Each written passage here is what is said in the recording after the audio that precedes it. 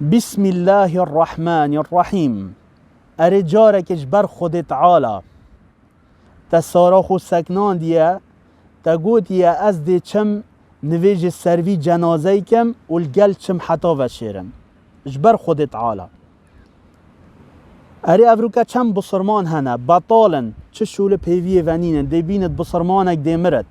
ناچد نویج سر ناکد هر واسا ناچد گل جی حتا و شیرن دی بیند زیارت ها ساره سکنان دینه بطاله چه دام پیوی ونینن بله ناچد نویج سر ناکد و هر واسا ناچد الگل حتا و شیرن دی بیجم تجبر خود تعالی هر نویج سر بکه و خوب بگره حتا و شیرن چنکی اجره که مزنه هی پیغمبر چت بیجت علیه الصلاة والسلام من اتبع جنازة مسلم ایمانا و احتسابا بیجت هر کسی که دیو جنازه بسرمان نا بچت باوری پی هبت و هر واسا بخوا حساب کت خیرش بر خوده بچت باوری پی هبت کو از الگلوی مری چم ده خیر بومید نویسینه باوری پی هبت کو خود تعالی ده اجری دد من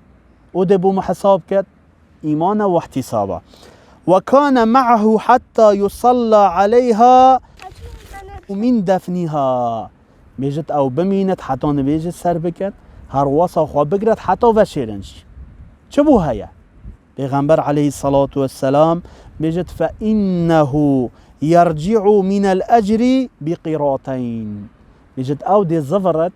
كو خدان أجر رب العالمين أجرك وصا ديدته خيراوي دو قيراتا دو قيرات انزانن دو قيرات چتشتن پیغمبر علیه الصلاة والسلام بيجت كل قيرات مثل احد بيجت هر قيراتك هندي چیای احده بجا هکرتا نویجبتنه سر کر او قيراتك هکرتا خو گرد حتا و شیرنجی دفن کن او دو قيرات دو چیایت مازنت خیرا هندی چیای احده رب العالمین وی خیرا هنه برس قیمه بکد فایده مریجی دایه دم تو بچی نویج سر بکی فایدهوی او توی بود دعا کی هر واسا اف دعای تنه ده فایده لیکن بیچا اوی تنه کارت مهم امناکن در حق مریدا اما چنوان کارات کن اف کارت بیدعا و تشت خلطو نباش او خیرک مازنه ده گهتا مریجی و ده گهتا تش رب العالمین وی خیره اپرس قیمه بکت مجوی اجره هنه به بهر نکت و اف حدیثا هنه جی متفق علیه والحمد لله رب العالمين.